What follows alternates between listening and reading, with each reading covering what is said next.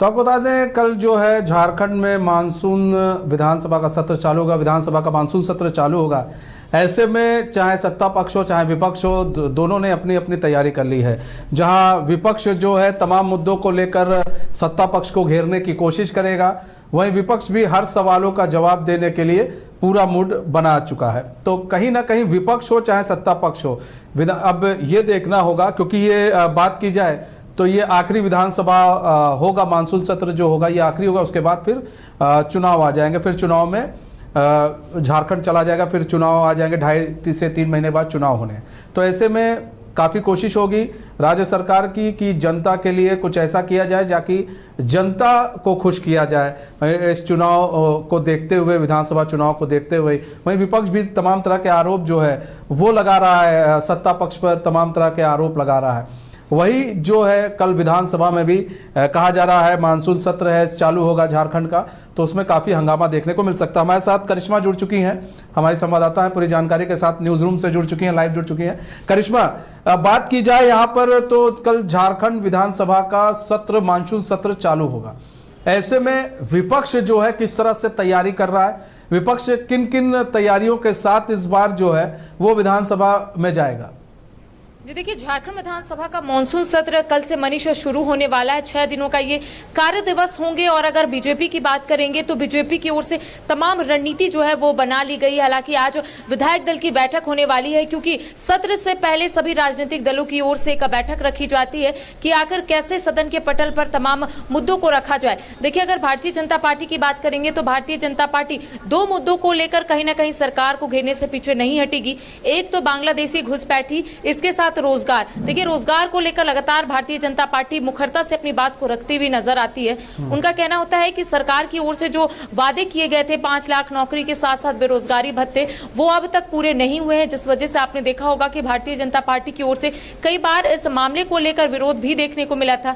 इसके साथ बांग्लादेशी घुसपैठी, आपने देखा होगा कि हाल ही के दिनों में बाबूलाल मरांडी ने भी ट्वीट किया था कि संथाल परगना के जो 5 जिले हैं वहां पर अल्पसंख्यक वोटर्स में बढ़ोतरी हो रही है, जिसको लेकर तमाम जो भारतीय जनता पार्टी के दिग्गज नेता है, जो भारतीय जनता पार्टी के प्रदेश अध्यक्ष बाबूलाल मरांडी, उनके साथ नेता प्रतिपक्ष अमर बाउरी के साथ कई जो दिग्गज नेता है वो दिल्ली गए हुए थे, ईसीआई गए, वहां पर शिकायत दर्ज किए हैं। और मीडिया से मुखातिब होते हुए बाबूलाल मरांडी ने इस बात का जिक्र किया था। उनका कहना था कि अगर 2019 और 2024 तक देखें तो अगर 10% तक अगर बढ़ोतरी होती है तो वो सामान्य है, लेकिन 10% से ज्यादा अगर बढ़ोतरी हो रही है तो कहीं ना कहीं इस पर गड़बड़ी है और राज्य सरकार इस पर कोई भी पहल नहीं कर रही है। हाल ही के दिनों में आपने देखा होगा कि हिमंता बिश्व शर्मा जो असम के मुख्यमंत्री है वो भी झारखंड दौरे पर आते हैं और उनका कहना होता है कि बांग्लादेशी घुसपैठियों को सरकार संरक्षण दे रही है, आखिर सरकार क्यों नहीं पहल कर रही है। जो अल्पसंख्यक वोटर्स है उसमें लगातार वृद्धि हो रही है।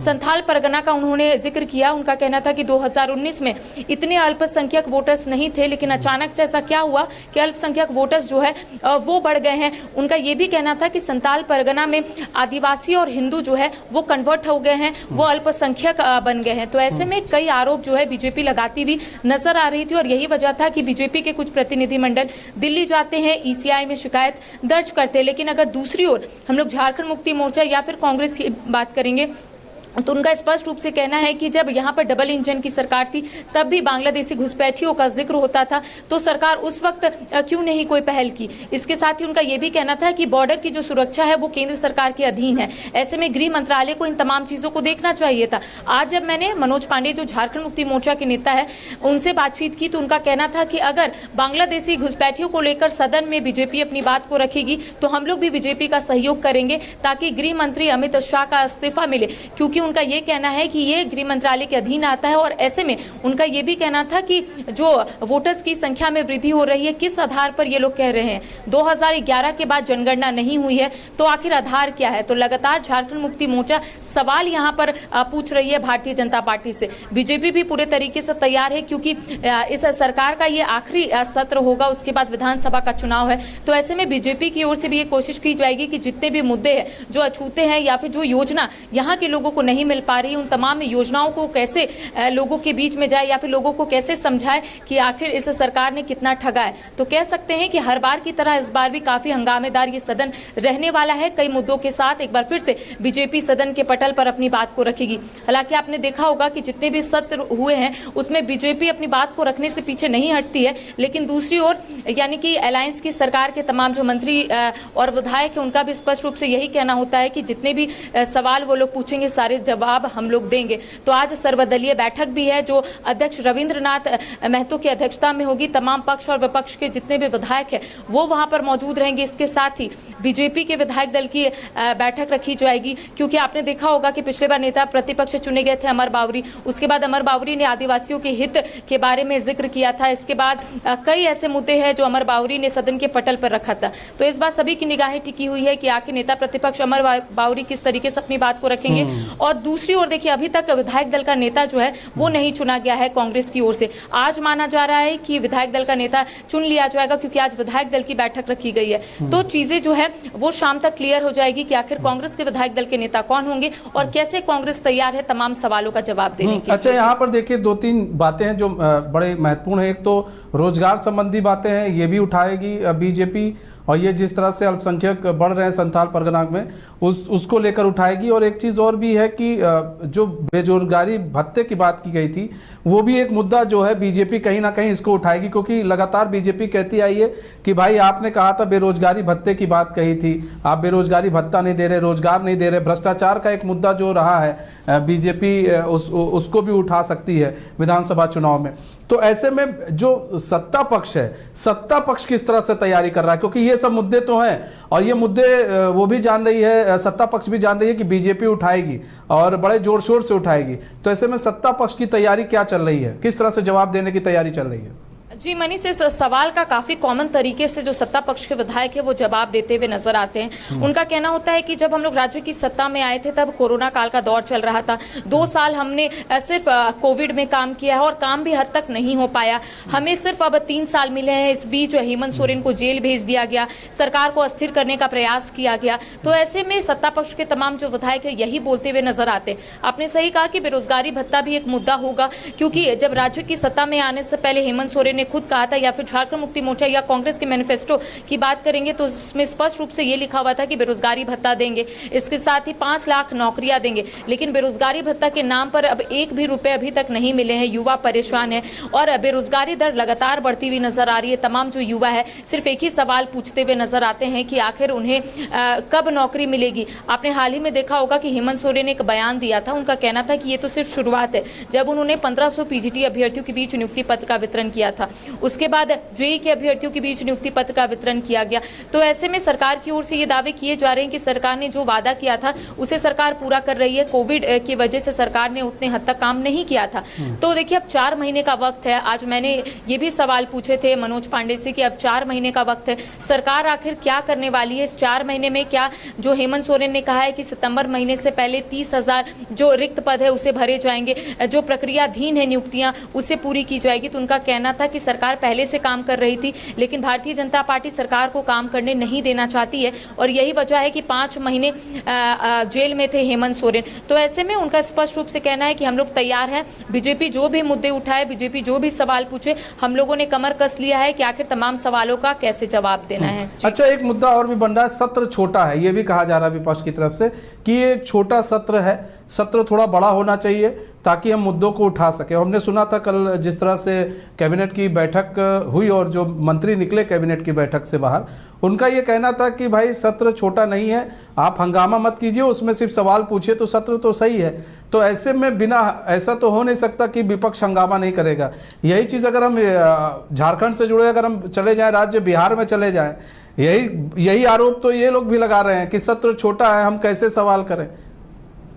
सत्र छोटे को लेकर आपने इससे पहले भी जितने भी सत्र हुए हैं जिनका कार्य दिवस छोटा रहा है, इसको लेकर बीजेपी लगातार सवाल उठाती हुई नजर आती है। देखिए, इस बार 6 दिनों का कार्य दिवस है और ऐसे में बीजेपी का कहना है कि आखिर 6 दिनों में राज्य का मुद्दा या फिर जनता के हित का मुद्दा किस तरीके से सदन के पटल पर रखा जाएगा, क्योंकि 6 दिनों का कार्य दिवस है। अगर सत्ता पक्ष की बात करेंगे तो उनका कहना होता है कि 6 दिन भी काफी बड़ा होता है। अगर हंगामा नहीं होगा तो राज्य हित में या फिर जनता के हित में तमाम जो मुद्दे हैं वो सदन के पटल पर रखे जा सकते हैं। अगर हंगामा हंगामा नहीं हुआ तो अमूमन ऐसा देखने को मिलता है, क्योंकि इससे पहले भी जितने भी सत्र छोटे हैं इसको लेकर बीजेपी लगातार सवाल जरूर उठाती हुई नजर आती है मनीष। लेकिन इस बार अगर हम सत्ता पक्ष की बात करेंगे तो उनका कहना है कि 6 दिन काफी लंबा है और ऐसे में वो चाहते हैं कि भारतीय जनता पार्टी अगर हंगामा ना करे तो राज्य हित में या फिर जनता के हित में यहाँ पर फैसले लिए जाएंगे। देखिए, ऐसा कहा जा रहा है कि कई विधेयक जो है इस बार टेबल में रखे जाएंगे, संभावना भी जताई जा रही है। तो ऐसे में लगातार, या फिर आप देख पा रहे होंगे कि जो विधानसभा के अध्यक्ष रविंद्रनाथ महतो, उनका भी स्पष्ट रूप से यही कहना होता है कि हंगामेदार सदन आप लोग मत रखिए, जो भी मामले है उसको सदन के पटल पर रखिए ताकि यहाँ की जनता को उनका हक और अधिकार मिले, यहाँ की जनता को फायदा मिले। तो ऐसे में देखिए, बीजेपी जरूर हमलावर है, लेकिन दूसरी ओर सत्ता पक्ष ने स्पष्ट रूप से कहा है कि आप लोग शांत रहिए, आप लोग हंगामा मत कीजिए, जो भी सरकार ने कार्य किए हैं, अगर आप लोगों को लगता है कि सरकार ने कार्य नहीं किए हैं तो आप लोग सदन के पटल पर उस बात को रखिए। हंगामा करने से टाइम भी वेस्ट होता है और जितने भी विधायक है वो अपनी बात सदन के पटल पर नहीं रख पाते हैं। जी, अच्छा, बात की जाए, देखिए कल की हम बात कर लें तो कल भी कैबिनेट की बैठक हुई थी और कैबिनेट की बैठक हुई थी जिसमें 30 जो प्रस्ताव है उस पर मुहर भी लगा था। तो जो 30 प्रस्ताव पर जिन पर मुहर लगा था, तो क्या लग रहा है कि जो उसमें जो मेन प्रस्ताव है क्या उसको सदन के पटल पर रखा जा सकता है? जी, जाहिर तौर पर कैबिनेट की बैठक से सभी को उम्मीदें रहती है और कल 30 प्रस्तावों पर मुहर लगी और ऐसे में ये माना जाता है कि जो भी प्रमुख रहता है उसमें जो कैबिनेट से पास किया जाता है उसे जरूर टेबल पर पेश किया जाता है। देखिए, 29 जुलाई को अनुपूरक बजट पेश होगा, तो ऐसे में सरकार की ओर से ये कोशिश की जाएगी मनीष की जितने भी जो इम्पोर्टेंट कल प्रस्ताव को मंजूरी मिली है उसे जरूर टेबल में रखा जाए। आपको पता होगा कि विशेष विधानसभा सत्र इससे पहले आहूत की गई थी, कई विधेयक को राजभवन भेजा गया था, राजभवन के माध्यम से केंद्र सरकार को भेजा गया था, जिसमें सरना आदिवासी धर्म कोड भी था, जिसमें 1932 खतियान के आधार पर स्थानीय नीति का मुद्दा था, 27% ओबीसी आरक्षण था। लेकिन अब तक इस विधेयक को लेकर फिलहाल भारतीय जनता पार्टी कुछ भी बोलती हुई नजर नहीं आ रही, क्योंकि सत्ता पक्ष की ओर से यह कहा जा रहा है कि जितने भी विधेयक यहां से यानी कि विधानसभा से उसे राजभवन के माध्यम से केंद्र सरकार को भेजा जाता है, उसमें से कोई भी विधेयक को लेकर अब तक पहल नहीं की गई है, जिसको लेकर लगातार सत्ता पक्ष के विधायक हो या फिर मंत्री इसको लेकर अपनी बात को रखने से पीछे नहीं हटते। लेकिन इस बार सरकार की ओर से कोशिश की जाएगी, क्योंकि सरकार का ये आखिरी सत्र है, उसके बाद विधानसभा का चुनाव है, तो जो भी इंपॉर्टेंट प्रस्ताव को कल मंजूरी मिली है उसको सरकार जरूर टेबल में रखने की कोशिश करेगी ताकि राज्य के लोगों को उसका फायदा मिल सके। ठीक है, बहुत बहुत धन्यवाद करिश्मा हमारे साथ जुड़ने के लिए और तमाम जानकारी साझा करने के लिए। तो आपको बता दें कि कल जो है झारखंड का विधानसभा सत्र शुरू हो रहा है, मानसून सत्र शुरू होगा। ऐसे में सत्ता पक्ष हो या चाहे विपक्ष हो, दोनों ने पूरी अपनी तैयारी कर ली है। जहां विपक्ष सत्ता पक्ष को घेरने की तैयारी कर रहा है सदन के अंदर, वहीं सत्ता पक्ष भी हर सवालों का जवाब देने की पूरी कोशिश करेगा। कमाल करते हो जी, बच्चे घूमने की इतनी जिद कर रहे हैं और तुम हो कि तुम्हें फुर्सत ही नहीं मिल रही। अब इतनी गर्मी में जाए तो जाए कहाँ? इस गर्मी में मस्ती और फन का आ गया है परफेक्ट डेस्टिनेशन वाइल्ड वादी, जहाँ है water park, bird park, flower park, trampoline park, amusement park, 250 feet लंबा, जिप लाइन और क्रिकेट स्टिमुलेशन का खूबसूरत नजारा। वाइल्ड वादी, 10 माइल चौक, रांची। वाइल्ड वादी यानी अनलिमिटेड फन और अनलिमिटेड मस्ती।